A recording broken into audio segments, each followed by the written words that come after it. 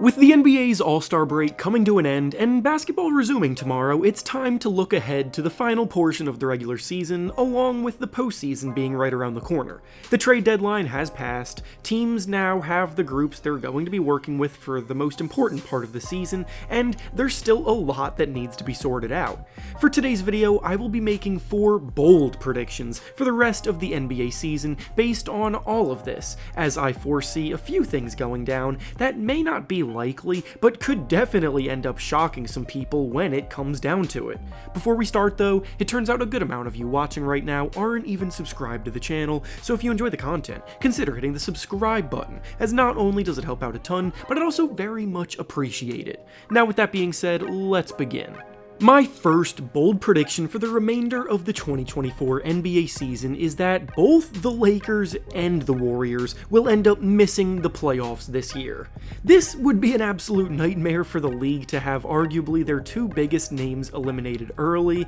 but it's also a possibility that got a lot more realistic after the trade deadline. Even through all of the struggles by these 2 groups, you got the sense that most still assumed that they would eventually figure it out and get going, but there are plenty of very clear holes in each team's rotation that just never got addressed, and now both teams are rolling with the same groups that got them into this mess for the rest of the year. The Lakers are currently in 9th place in the Western Conference, and the Warriors are in 10th right behind them. They're multiple games back of the teams ahead of them in the standings, and if they stay put, then they'll be facing each other in the play-in tournament, which would immediately eliminate one of them right off the bat. Then whoever wins that matchup would have to win again against a team of the likes of either the Kings, Mavericks, Pelicans, or Suns, and honestly all 4 of those teams are much more well-balanced and well-rounded. Ever since the Suns have gotten fully healthy, they've been looking like the contender that everyone expected them to be before the season began.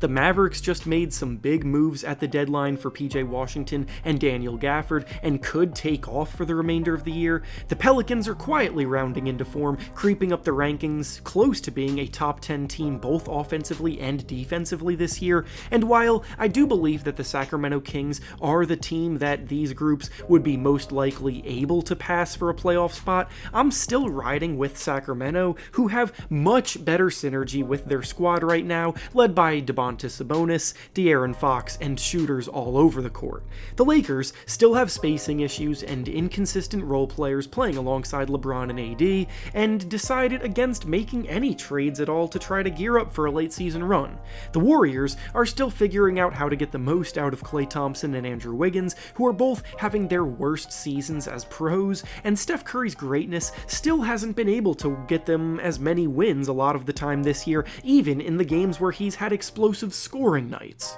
My next bold prediction for the remainder of the season is that Victor Wembanyama will be named to an all-defense team as a rookie. There have only been 5 rookies in the entire history of the NBA to be named to an all-defense team, and those 5 rookies were Kareem Abdul-Jabbar, Hakeem Olajuwon, Manute Bol, David Robinson, and Tim Duncan. Essentially, some of the greatest defensive talents the NBA has ever seen make up the entirety of that list. So in order to join that elite company, Wembanyama would have to be doing something pretty special to accomplish this. The crazy part, though, is that he absolutely is doing something special this year, and he's not even playing heavy minutes while doing so either. Victor is playing just 28 minutes per game right now, as the Spurs aren't really looking to overwork him as he gets acclimated to the NBA game in his first year. Yet, even with that being the case, he's leading the entire league in blocks per game right now, swatting 3.2 shots per game.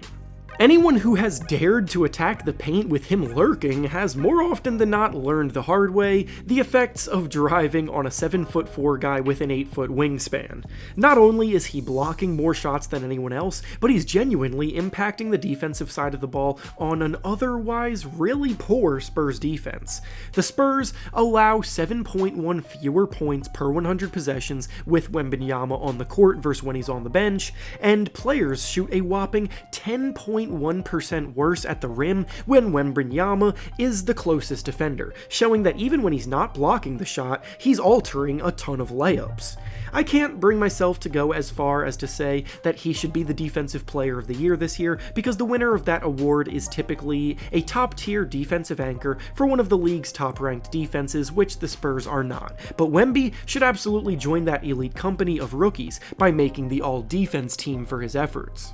My next bold prediction for the remainder of the NBA season is that the Milwaukee Bucks are going to be a first-round exit in the playoffs again this year. The Bucks were the 1 seed in last year's postseason, but ultimately got sent home earlier than anticipated when the 8 seed Miami Heat turned things up and sent them home on their way to an improbable run to the NBA Finals as the 8 seed. Because of this, the Bucks made an aggressive trade for Damian Lillard to ensure that they got back on track and to appease superstar Giannis Antetokounmpo, ensuring that their goals were still to remain in championship contention. But this season has been a lot rockier for the Bucks than anyone would have expected. For most of the season, the Bucks have been in second place in the East standings, just behind the Boston Celtics, but then out of nowhere they fired head coach Adrian Griffin, who had just been hired, and they brought in maybe the worst coach they could have possibly chosen to replace him in Doc Rivers. I will never understand the logic that went into that sequence of events,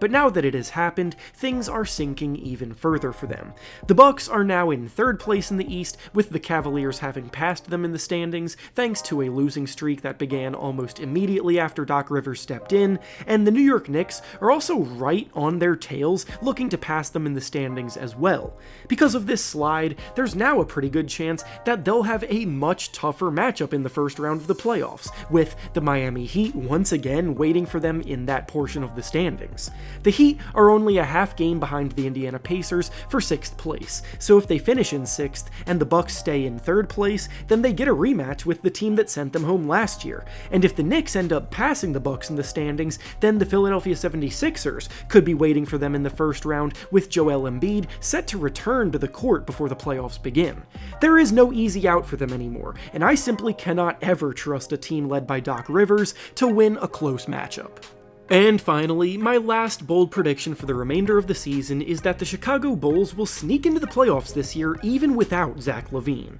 The Bulls are in one of the strangest spots in the whole league right now, with a team that is clearly not good enough to compete with the very best, a lot of key players are on the final years of their contracts, and a max player is out injured for the rest of the season, yet they still refuse to shift towards a rebuild. Many, myself included, are baffled by their stubbornness, but with that being said, if their focus is on trying to win as much as possible for the rest of the year, then I think they may actually fare pretty well in the play-in tournament. When it was announced that Zach LaVine was out for the rest of the season, the Bulls basically got written off, but they've actually been playing better without him, as their defense has taken notable strides forward ever since. Kobe White has been emerging in a very impressive way as a scorer, DeMar DeRozan is still getting buckets as he always does, and they just play much more team-oriented ball right now, which has given a ton of top teams fits. If the Bulls end up having to play Orlando for a spot in the playoffs, I'm taking Chicago over the inexperience of the Magic's youthful squad.